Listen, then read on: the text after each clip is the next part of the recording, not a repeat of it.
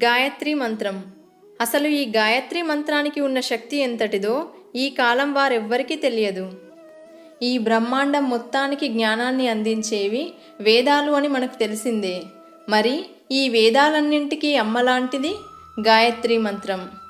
32 బీజాక్షరాలుండే అత్యంత శక్తివంతమైన మంత్రం ఇది. ఇందులో 24 శక్తులు కలిసి ఉంటాయి.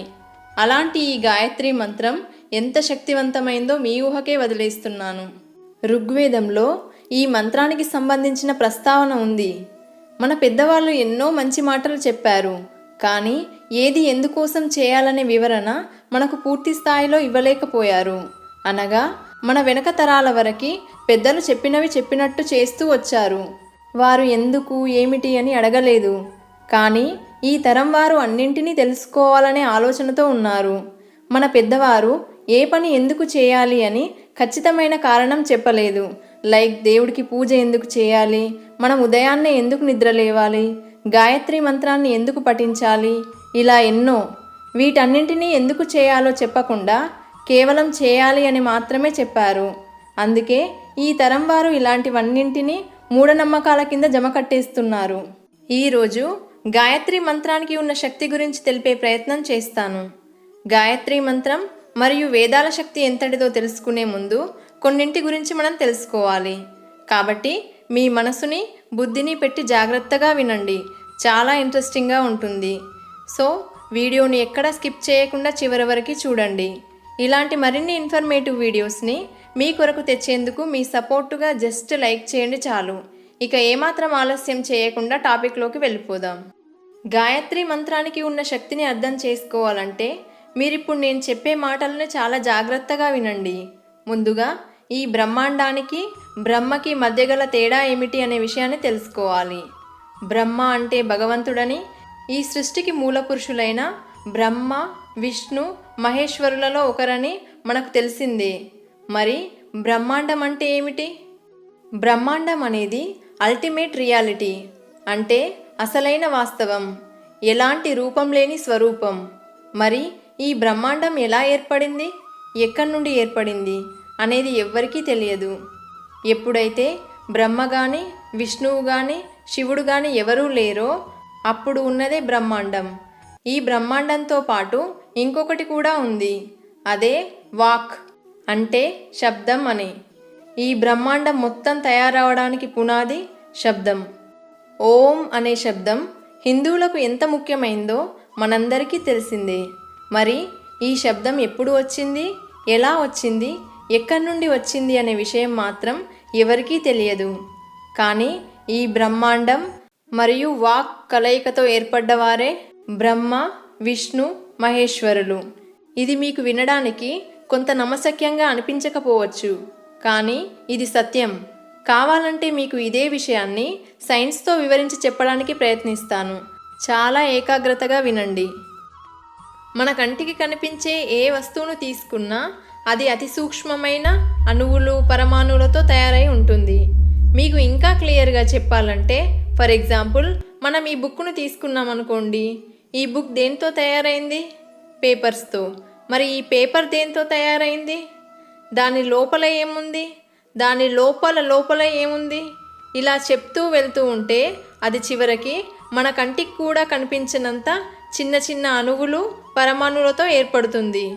మనం చిన్నప్పుడు వీటి గురించి చదువుకున్నాం కదా, వీటినే యాటమ్స్ అంటారని. మనం చూసే ప్రతి వస్తువు లోపల ఇలాంటి యాటమ్స్ కొన్ని లక్షలు కోట్లల్లో ఉంటాయి. మరి ఇప్పుడు ఈ యాటమ్స్ లోపల ఏముంటుంది? Electron, proton, neutron. అసలు ఈ ఎలక్ట్రాన్, ప్రోటాన్, న్యూట్రాన్లు ఈ యాటమ్స్లోకి ఎలా వచ్చాయి? వీటి గురించి మనకు ఎన్నో థియరీస్ ఉన్నాయి. మీరు వినే ఉంటారు, బిగ్ బ్యాంగ్ థియరీ అని, ఇంకా ఏదో థియరీ అని. కానీ ఏది కూడా ఇప్పటివరకు నిరూపించబడలేదు. ఇప్పుడు ఈ సైన్స్ని మనం వేదాలతో ఉన్న జ్ఞానంతో పోల్చుకున్నట్లయితే మన వేదాల్లో ఉన్న బ్రహ్మ, విష్ణు, మహేశ్వరులైన ఈ త్రిమూర్తులే న్యూట్రాన్, ప్రోటాన్, ఎలక్ట్రాన్లు. ఇలా సైన్స్ని మనం కల్చర్కి ఆపాదించినట్లయితే యాటంలో ఉన్న ఎలక్ట్రాన్, ప్రోటాన్, న్యూట్రాన్ కదలడానికి బయట నుండి కొంత ఎనర్జీ ఇవ్వాల్సి ఉంటుంది. ఇప్పుడు అదే ఎనర్జీని మనం బ్రహ్మ, విష్ణు, మహేశ్వరులకు కూడా ఇవ్వాల్సి ఉంటుంది. మనం ముందుగా తెలుసుకున్న దాని ప్రకారం ఈ బ్రహ్మాండం నుండే త్రిమూర్తులకి ఎనర్జీ లభిస్తుంది. దీనినే మన భాషలో శక్తి అంటాం. ఈ శక్తి స్వరూపాలే సరస్వతి, లక్ష్మి, పార్వతి. ఇలా బ్రహ్మకి శక్తి సరస్వతీదేవి అయితే విష్ణువుకి శక్తి లక్ష్మీదేవి మరియు శివుడికి శక్తి పార్వతీదేవి. ఎలాగైతే ఎలక్ట్రాన్, ప్రోటాన్, న్యూట్రాన్ని కలిపితే యాటమ్ అంటారో అలాగే బ్రహ్మ, విష్ణు, మహేశ్వరులను కలిపి ఒకటిగా చెప్పాలంటే ప్రజాపతి అంటారు. వాక్, శక్తి, త్రిమూర్తులు వీరందరూ కలిస్తేనే ప్రజాపతి అంటారు. ఇప్పుడు ప్రజాపతి ఈ శక్తితో కలిసి ఈ సృష్టి ఎలా ఉండాలా అని ఆలోచిస్తున్నప్పుడు ప్రజాపతి నుండి ఒక కల్పన ఉత్పన్నమైంది. ఈ కల్పన వల్లనే ఇప్పుడున్న ఈ సృష్టి సృష్టించబడింది. ఇదంతా నిజమేనా అని మీకు అనిపించవచ్చు. అసలు ఇదెలా సాధ్యం అనే సందేహం కూడా రావచ్చు. మీకు ఇంకా బాగా అర్థమయ్యేలా చెప్పే ప్రయత్నం చేస్తాను. జాగ్రత్తగా వినండి. మనం మనసులో దేని గురించైనా ఆలోచించినప్పుడైనా, ఎవరి గురించైనా తలుచుకున్నప్పుడైనా, మనం బయటకి మాట్లాడకపోయినా మన మాట మనకు వినిపిస్తుంది. ఫర్ ఎగ్జాంపుల్, మీరిప్పుడు మనసులో అమ్మా నాన్న అని అనుకోండి. మీరిప్పుడు ఆ మాట బయటకు అనకపోయినా మనకు లోపల వినిపించింది కదా.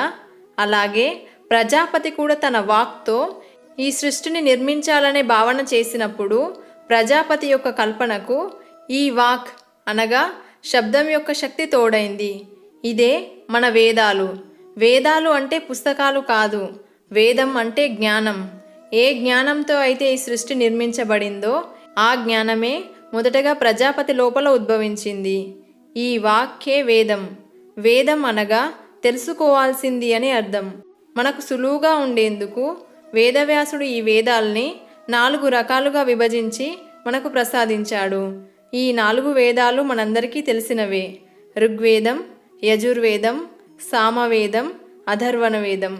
ప్రజాపతి లోపల వాక్ రూపంలో వెలువడిన కల్పన ఫలితంగానే మనకు జ్ఞాన సంపద అయిన వేదం ఉద్భవించింది. అందుకే మన ప్రశ్నలన్నింటికీ సమాధానాలు ఈ వేదాల్లో దొరుకుతాయి. ఎందుకంటే ఈ సృష్టి మొదలవ్వక ముందే వేదం ఉద్భవించింది. కాబట్టే ఈ సృష్టిలో జరిగే అన్నింటికీ సమాధానాలు మనకు ఈ వేదాల నుండే లభిస్తాయి. ఈ టాపిక్ అంతా కన్ఫ్యూజన్గా మీకు అనిపించవచ్చు. కానీ ఎవరైతే దీన్ని బాగా అనలైజ్ చేయగలరో వారికి ఇప్పటి వరకు మనం మాట్లాడుకున్నదంతా చాలా క్లియర్గా అర్థమవుతుంది. అంతేకాకుండా భక్తి మార్గంలో ఉన్నవారికి కూడా ఇదంతా బాగా అర్థమవుతుంది. కన్ఫ్యూజ్ అవ్వకండి. టాపిక్ గాయత్రి మంత్రం గురించే. ఆ మంత్రానికి ఉన్న శక్తి గురించి మనం తెలుసుకోవాలంటే ముందుగా ఇదంతా తెలుసుకుంటేనే దానికి ఉన్న గొప్ప శక్తి గురించి మనకు అర్థమవుతుంది. ఓరల్గా మళ్ళీ ఒకసారి చెబుతాను వినండి. మనకు మొదటగా ఉద్భవించింది ఏమిటి? బ్రహ్మాండం. ఆ తర్వాత వచ్చింది వాక్ అంటే శబ్దం. అనగా ఈ విశ్వం మొత్తానికి పునాది వాక్. ఇప్పుడు బ్రహ్మ, విష్ణు, మహేశ్వరులని ఒకటిగా భావించినట్లయితే దానిని ప్రజాపతి అంటారు. ఈ ప్రజాపతి లోపల వాక్ రూపంలో ఈ విశ్వం అనేది సృష్టించబడింది. ఇప్పుడు అర్థమైంది కదా, ఈ విశ్వం మొత్తం సృష్టించబడడానికి పునాదియే వాక్ అంటే శబ్దం అని. ఇప్పుడు గాయత్రి మంత్రానికి వద్దాం. గాయతాం త్రాయతే ఇది గాయత్రి అనగా గానం చేసే వారందరినీ రక్షించేది గాయత్రి అని అర్థం. గానం అంటే ఏమిటి? శబ్దం. శబ్దం అంటే వాక్. ఈ మంత్రాన్ని మనం బయటకు వినిపించేలా గానం చేసినా లేదా లోపల అనుకున్నా అది వాక్కే. న గాయత్ర్యః పరం మంత్రం న మాతుః పరదైవతం అనగా తల్లిని మించిన దైవం లేదు, గాయత్రిని మించిన మంత్రం లేదు అని. గాయత్రి మంత్రం మొదటగా ఋగ్వేదంలో చెప్పబడింది. గాయత్రి అనే పదం గయ, త్రాయతి అనే 2 పదాలతో కూడింది. గాయతాం త్రాయతే ఇది గాయత్రి అని ఆదిశంకరాచార్యుల వారు తన భాష్యములలో వివరించారు.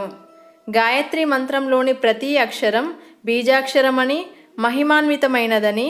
అందుకే వాల్మీకి మహర్షి తాను రాసిన ప్రతి 1000 శ్లోకాలకు మొదట ఒక్కొక్క గాయత్రి మంత్రాక్షరాలను చేర్చి 24 అక్షరాలతో మొత్తంగా 24,000 శ్లోకాలు గల శ్రీమద్ రామాయణాన్ని రచించారు. మరి ఇంతటి గొప్ప ఈ గాయత్రి మంత్రానికి ఉన్న అర్థమేంటో ఇప్పుడు తెలుసుకుందాం. భూర్ భువ స్వహ. భూర్ అంటే భూలోకం, భువ అంటే అంతరిక్షం, స్వ అంటే స్వర్గలోకం, తత్ అంటే ఆ యొక్క, సవితుర్ అంటే సమస్త జగత్తును, వరేణ్యం అంటే జీవులందరి చేత ఆరాధింపబడేవాడు, భర్గో అంటే అజ్ఞానం అనే అంధకారాన్ని తొలగించే, దేవస్య అంటే స్వయం ప్రకాశ స్వరూపమైన ఆ పరాశక్తిని, ధీమహి అంటే ధ్యానించుచున్నాను, ధియో యోన ప్రచోదయాత్ అంటే మా బుద్ధిని సత్కర్మలయందు ప్రేరేపించి అభ్యుదయ శ్రేయములు పొందే సామర్థ్యాన్ని ఇవ్వుగాక అని అర్థం. ఈ మంత్రం యొక్క తాత్పర్యం ఏమిటి అంటే, భూలోకం నుండి స్వర్గలోకం వరకు అంతటా వ్యాపించి ఉన్న ఆ శక్తి మన మనసుని, ఆత్మని సరైన మార్గంలో నడిపించడానికి మనకు జన్మనిచ్చిన, అంటే ఈ విశ్వాన్నంతా సృష్టించిన ఆ పరాశక్తిని ధ్యానం చేస్తున్నాం అని. ఈ విశ్వం సృష్టించడానికి పునాది అయిన వాక్ అంటే శబ్దం, పరాశక్తి. ఆ పరాశక్తిని మనం ధ్యానం చేస్తే మన మనసు, బుద్ధి అంతా సరైన మార్గంలో వెళ్ళడానికి ఈ విశ్వమంతా సహకరిస్తుంది. ఈ విశ్వమంతా ఒకదానితో ఒకటి అనుసంధానించబడింది. కాబట్టి ఈ గాయత్రి మంత్రాన్ని మనం ప్రతిరోజు జపించడం వల్ల మన మనసు, బుద్ధి సరైన మార్గంలో వెళ్ళడానికి సహకరిస్తుంది. ఇప్పుడు ఇదంతా ఎలా జరుగుతుంది? దీనికి దానికి సంబంధం ఏమిటి అంటే, మొత్తం వేదాల్ని వివరిస్తూ మీకు ఆ శబ్దానికి ఉన్న సంబంధాన్ని, తరంగాలని, ఫ్రీక్వెన్సీస్ అన్నింటినీ చెప్పుకుంటూ రావాలి. దీని గురించి మీరు ఇంకా తెలుసుకోవాలి అనుకుంటే నేను ఇంకొక వీడియో కూడా చేస్తాను. ఇంట్రెస్ట్ ఉన్న వాళ్ళు కమెంట్ చేయండి. ఇక గాయత్రి మంత్రాన్ని ఎవరు జపించవచ్చు అంటే, గాయత్రి మంత్రాన్ని ఆడ, మగ అనే లింగ భేదమేమీ లేకుండా అన్ని వర్ణముల వారు జపించవచ్చు. మంత్రపఠనం మాత్రం ఎలాంటి తప్పులు లేకుండా జాగ్రత్తగా చేయాలి. ఎందుకంటే మంత్రాలని సరిగ్గా పలకకపోతే చాలా అనర్థాలు జరుగుతాయి. ఇక చివరగా నేను చెప్పాలనుకుంటున్నది ఏమిటి అంటే, ఎవరు నమ్మినా నమ్మకపోయినా ఈ సృష్టిలో ఏదో ఒక శక్తి మాత్రం ఉంది. ఆ శక్తే మనల్ని, ఈ విశ్వాన్ని ముందుకు నడిపిస్తుంది.